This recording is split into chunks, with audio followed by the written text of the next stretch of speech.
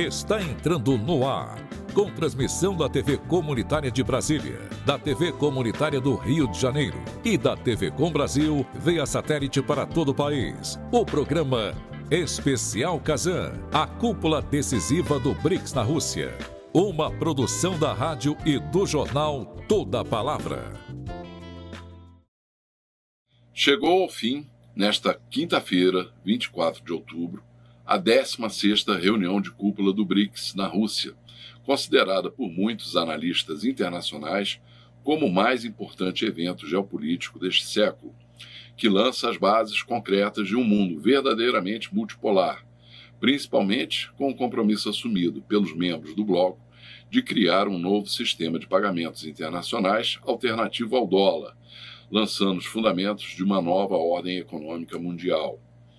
A cidade histórica de Kazan, que sediou esta conferência, foi palco ao longo desses 3 dias de um raro momento de nivelamento e democratização dentro do conhecido, mas pouco respeitado, Concerto das Nações. O BRICS inaugurou a sua versão Plus, com 10 participantes, o dobro da formação anterior, e criou uma nova definição de Estados parceiros, onde estão sendo admitidos países como Turquia, Cuba, Bolívia, Vietnã e Uganda, entre outros até então barrados nos principais clubes da diplomacia mundial. Mais do que isso, a reunião de Kazan deu voz aos oprimidos, como a Palestina, que pôde se manifestar defendendo uma conferência de paz para obrigar a Israel a cumprir as resoluções da ONU e deter o genocídio em Gaza. Aliás, a reformulação do Conselho de Segurança da ONU é um ponto de honra para esse BRICS ampliado que nasce na Rússia. A questão que se coloca agora é: como vai ficar o mundo depois de Kazan? E qual será o papel da presidência brasileira, que sucederá da Rússia no bloco a partir de 1º de janeiro de 2025, quando a cúpula BRICS vai acontecer no Brasil? Para responder a essa e outras perguntas, eu conversei com o cientista político Eduardo Gomes, coordenador do NUBRICS, o Núcleo de Estudos BRICS da Universidade Federal Fluminense, cuja entrevista você verá neste especial Kazan, produzido a partir dos estúdios da rádio e do jornal Toda a Palavra em Niterói.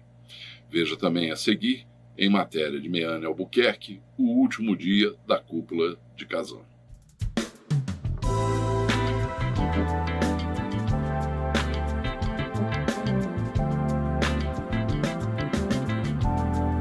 No último dia da cúpula de Kazan, nesta quinta-feira, 24 de outubro, foi realizada uma sessão plenária no formato BRICS mais Outreach. O encontro reuniu cerca de 40 países não membros e também países geograficamente próximos à Rússia, que atualmente ocupa a presidência rotativa. Chefes de Estado de nações que estão na lista dos 13 anunciados para ingressar no grupo estiveram presentes, entre eles o presidente da Bolívia, Luiz Arce, o presidente da Turquia, Recep Tayyip Erdogan, e o presidente do Belarus, Alexander Lukashenko. O presidente russo Vladimir Putin fez o discurso de abertura e chamou atenção para o fato de que o encontro reuniu na mesma mesa de debates países da Ásia, África, Europa e América Latina interessados em trabalhar em parceria com o BRICS. O presidente chinês Xi Jinping, por sua vez, enfatizou que a China apoiará as nações em seus esforços para integrar o grupo. O líder chinês afirmou que a ascensão coletiva dos países do sul global é um sinal claro de mudanças significativas no mundo e que a busca conjunta de modernização por esses estados é um evento importante na história mundial. Também fizeram parte da sessão deste último dia líderes e representantes de países que ficaram fora da lista, mas que pretendem seguir pleiteando uma vaga entre os parceiros, como é o caso da Venezuela, do Laos e do Paquistão. O presidente da Palestina, Mahmoud Abbas, falou no encerramento e disse esperar que em um futuro próximo seu país possa ser aceito na aliança. Abbas declarou que o BRICS passou a desempenhar papel decisivo e influente no estabelecimento de normas de paz e segurança internacionais. A primeira reunião, no formato BRICS mais Outreach, terminou com um discurso do secretário-geral da ONU, Antônio Guterres, Ele destacou diversas áreas prioritárias do trabalho da comunidade global, incluindo o financiamento dos países em desenvolvimento, o combate às mudanças climáticas e a cooperação no campo da tecnologia. O secretário-geral concordou com a necessidade de reformar o Conselho de Segurança da ONU. Os países reunidos na cúpula do BRICS aprovaram ontem, quarta-feira, dia 23 de outubro, a entrada de 13 novos integrantes ao Bloco de Cooperação Mútua. Estão no grupo Turquia, Indonésia, Argélia, Belarus, Cuba, Bolívia, Malásia, Uzbequistão, Cazaquistão, Tailândia, Vietnã, Nigéria e Uganda. A formalização desse ingresso, porém, não acontece de maneira imediata. Caberá à Rússia, que deixará a presidência do BRICS após a cúpula, conduzir o início do processo, que deverá se estender até o período em que o Brasil passará a ocupar a presidência do bloco.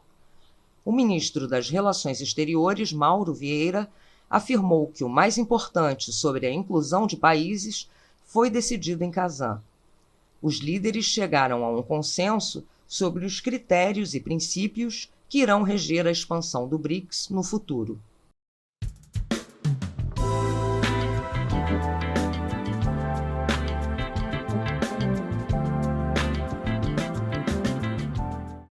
Значит, теперь по поводу Бразилии, оценки со стороны Бразилии того, что происходит в Венесуэле. Мы знаем эти оценки. У нас позиции не совпадают с Бразилией по вопросам Венесуэлы. Я говорю об этом открыто. Мы говорили об этом по телефону позавчера с президентом Бразилии, с которым у меня очень добрые, я считаю, дружеские отношения. Значит, Венесуэла борется за свою независимость, за свой суверенитет. Когда-то, помню, лидер оппозиции после еще предыдущих выборов вышел на площадь, возвел глаза к небу и сказал, что он перед Господом считает себя президентом. Смешно? И тогда мы обсуждали эту ситуацию с руководством Соединенных Штатов. Ну, они поддерживали и до сих пор поддерживают оппозицию. Но скромно умолчали, ухмыльнулись и все. Ясно, что это нелепо, правда? Любой там человек может выйти, глаза к небу поднять и объявить себя кем угодно, в том числе и Папой Римским. Но так же не бывает, так не должно быть. Существуют определенные процедуры избирательного характера. Идите на выборы и побеждайте. Мы считаем, что президент Мадуро победил на выборах, победил честно, он сформировал правительство, и мы желаем успеха его правительству и венесуэльскому народу.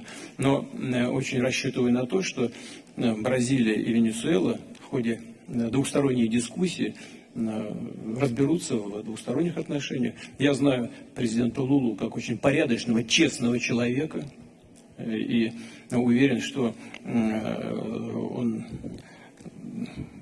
именно с таких позиций, с позиции объективного характера будет подходить и к этой ситуации. Он меня кое-какие слова просил передать президенту Венесуэлы в ходе нашего телефонного разговора. Надеюсь, что ситуация будет выравниваться.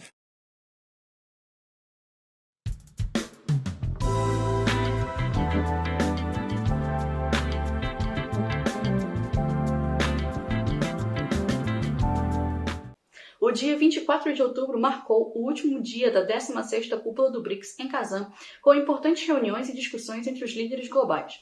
Segundo a RIA Novosti, ontem o presidente Vladimir Putin teve encontros bilaterais de destaque, incluindo negociações com o presidente do Irã e com o presidente da Venezuela, Nicolás Maduro. Putin destacou que as sessões do BRICS foram um sucesso, abordando temas como segurança, tecnologia e meio ambiente. Na sessão BRICS+, que contou com a participação de quase 40 países, Putin propôs uma reforma nas Nações Unidas e nas estruturas financeiras globais, sublinhando a necessidade de maior representação da Ásia, África e América Latina no Conselho de Segurança da ONU, conforme relatado pela Sputnik. Ele também enfatizou a importância de mecanismos financeiros alternativos, livres de qualquer forma de dominação externa. Além disso, conforme relatado pelo jornal Izvestia, os líderes do BRICS tomaram uma decisão crucial: Ao invés de aceitar novos membros no bloco neste momento, concederam a 13 países o status de parceiros. Esses países são Argélia, Bielorrússia, Bolívia, Cuba, Indonésia, Cazaquistão, Malásia, Nigéria, Tailândia, Turquia, Uganda, Uzbequistão e Vietnã. Esse movimento reforça o compromisso do BRICS com a expansão de suas parcerias globais. O presidente da Bielorrússia, Alexander Lukashenko, destacou que seu país está pronto para contribuir com o BRICS em áreas estratégicas, como segurança, desenvolvimento sustentável e tecnologia, conforme relatado pela Sputnik. Já o presidente do Cazaquistão, Tokayev, enfatizou a importância das relações amigáveis com todos os membros do BRICS, destacando os laços comerciais que o país mantém com o grupo, de acordo com a Sputnik. Durante o plenário final, Putin ressaltou o papel crescente do BRICS na construção de um sistema financeiro internacional mais justo, conforme relatado pelo Kommersant. Ele também propôs a criação de novos mecanismos de comércio e comunicação financeira entre os membros e parceiros do BRICS, para fortalecer ainda mais a independência econômica do grupo. A cúpula se encerrou com a reafirmação do compromisso do BRICS em promover um multilateralismo justo e em apoiar causas globais como a adesão da Palestina às Nações Unidas, conforme revelado na declaração final relatada pela Sputnik. A cúpula do BRICS em Kazan solidificou o papel central do grupo na cena global, com grandes expectativas para o futuro da cooperação financeira e geopolítica entre seus membros e parceiros. Cíntia Xavier, para o jornal Toda a Palavra, direto de Moscou.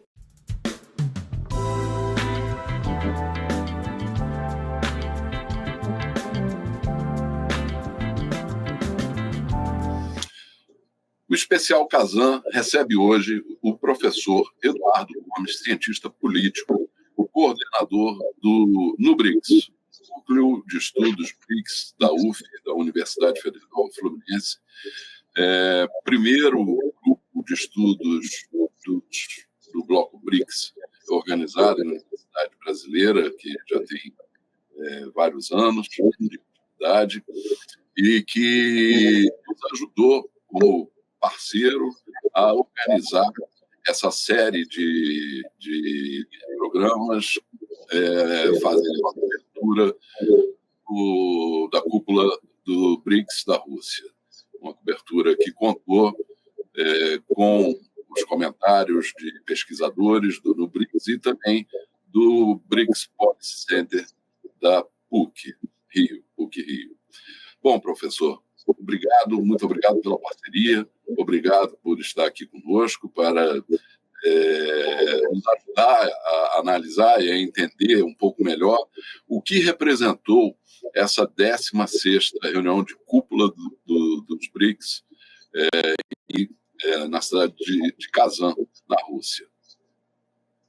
Bom, boa tarde, é um prazer estar aqui, foi um prazer trabalhar com você nesse tempo todo, né? Fico muito contente e imaginava um pouco que essa talvez seja não exatamente uma pergunta, mas uma preocupação de $1 milhão, né? Enfim, o que restou, né? Ou quais são as perspectivas daqui para frente, né? Como é que vai ser o mundo depois dessa cúpula BRICS de Kazan? Pois é.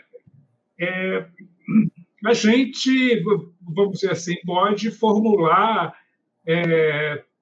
possíveis perspectivas que, vamos dizer, se desdobram a partir do fim, né, do final dessa reunião, né? E nós já vimos um pouco desse final com a carta, né, que os BRICS sempre, desde 2009, anunciam, emitem, e são mais complexas, menos, né? Mas, para sintetizar, eu acho que a principal, enquanto a gente acho que viu durante muito tempo cartas assim mais técnicas,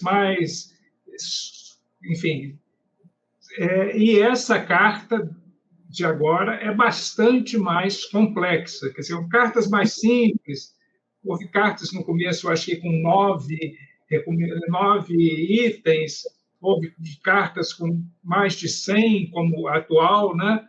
E essa é bem mais complexa, o que mostra, a meu ver, vamos dizer, um enriquecimento dos BRICS.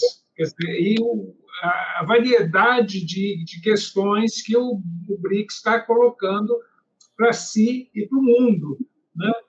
Então,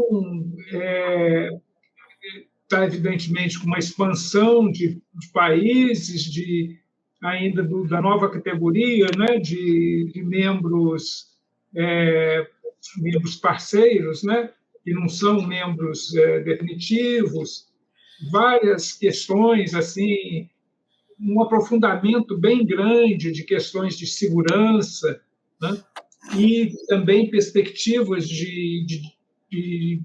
vamos dizer, de novas ações, principalmente na área econômica, né?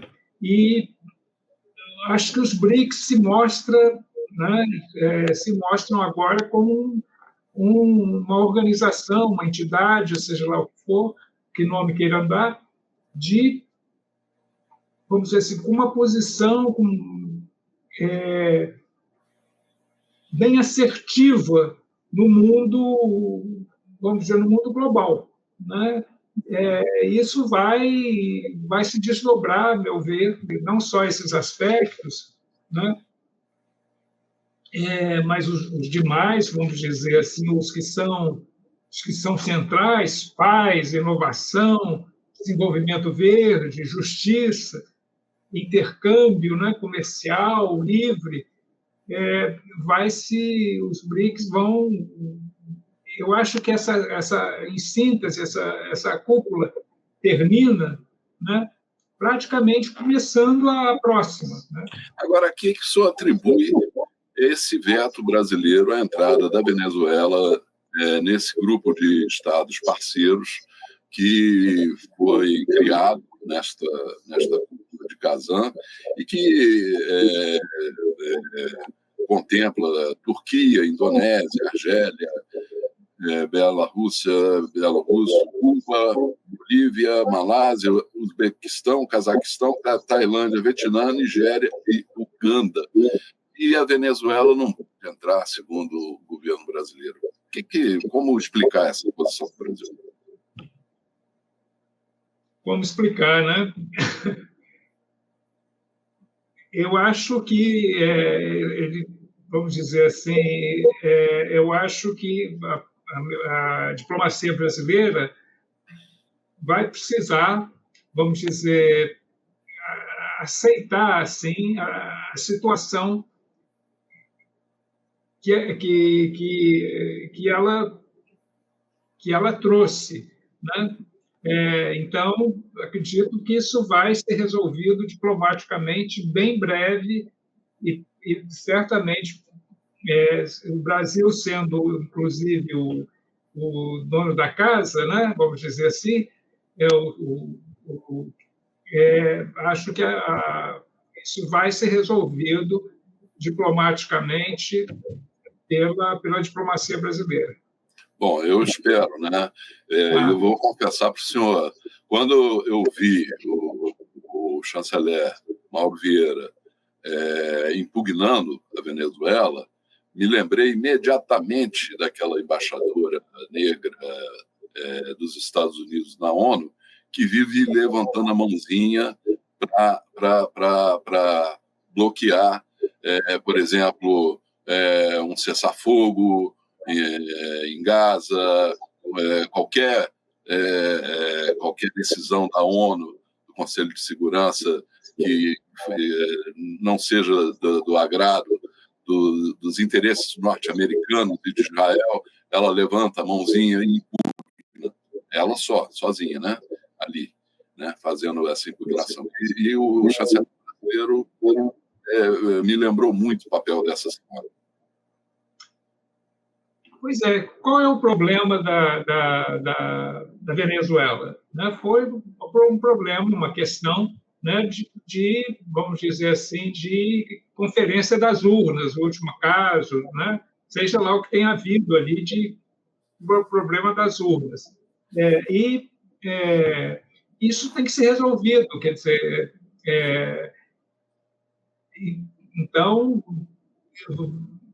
acredito que vai ser resolvido, mesmo que acredito, vamos dizer assim, seriamente que isso vai ser resolvido, porque o problema é, vamos dizer, delimitado, né?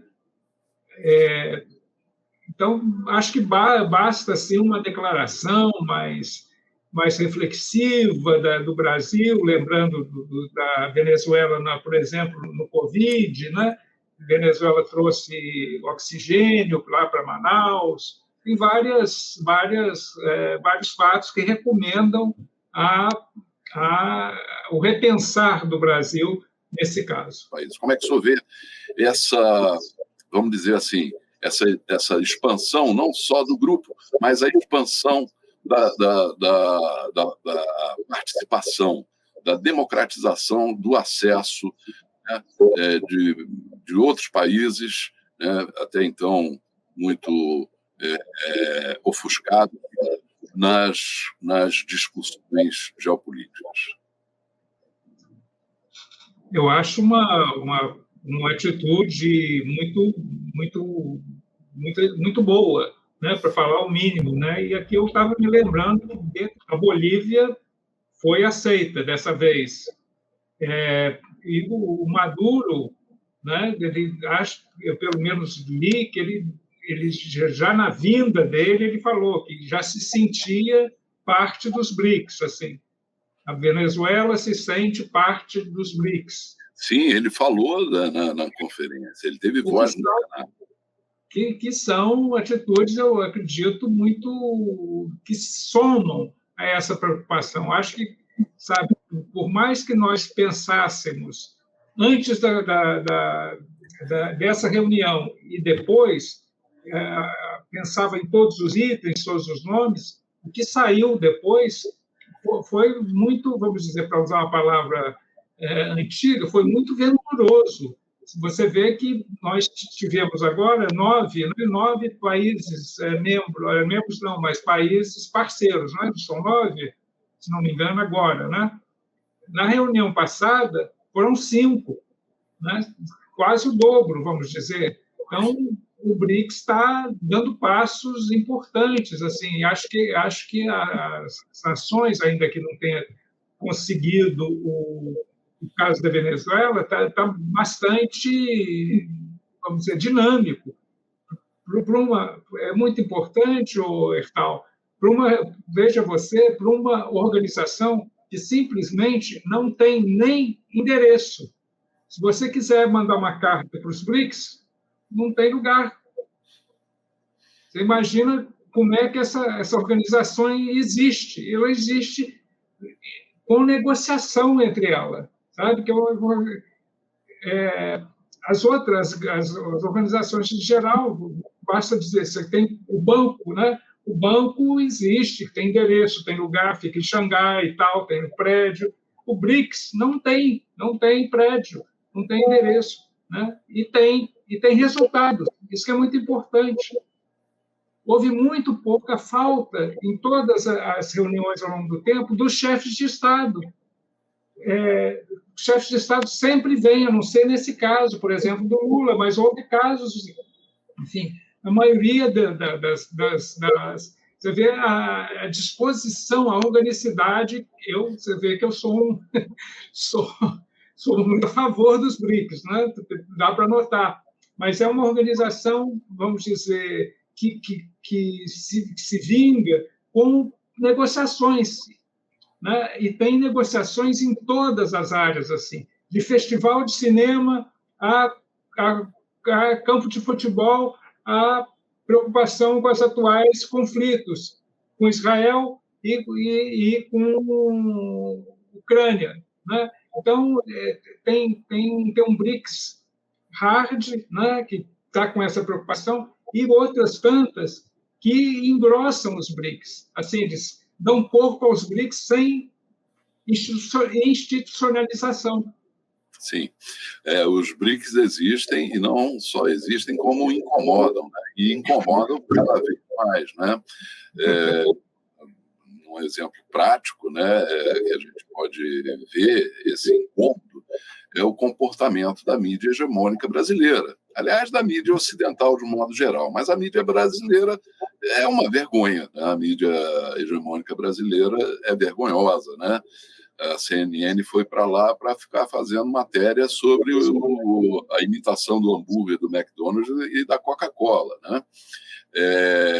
A gente tem visto no Jornal Nacional, enfim, nas emissoras, nos veículos brasileiros, da grande imprensa brasileira que estão lá, sempre essa preocupação, né? Os repórteres fustigando, querendo saber do Mauro Vieira se o BRICS não está se tornando um organismo anti-ocidental, né? Esse tipo de fustigação reflete muito, para mim, a preocupação do Império americano, né? Que não está satisfeito, né, com esse papel que o BRICS está desempenhando. Aqui, né, nesse modesto estúdio aqui de Niterói, da Rádio da Palavra, do Jornal da Palavra, a gente tem procurado fazer um contraponto a esse comportamento midiático com o apoio do BRICS, do BRICS Policy Center, né? E é isso que nós temos feito diariamente nesses programas de meia hora do especial Kazan. Agora, eu queria que você analisasse esse comportamento da mídia brasileira face à própria visão que os Estados Unidos e os seus aliados europeus têm dessas atividades do BRICS. Eu vou além da mídia brasileira, porque, quer dizer, vamos dizer, enfocando como o BRICS é tratado, por exemplo, nos Estados Unidos, praticamente não existe nos Estados Unidos, que eu tenho noção, na área acadêmica, quer dizer, só existem preocupações mínimas, quer dizer, tem uma professora aqui, outra ali, mas é muito pequena, só para concordar com você e um pouco além, a preocupação efetiva com os BRICS na academia americana.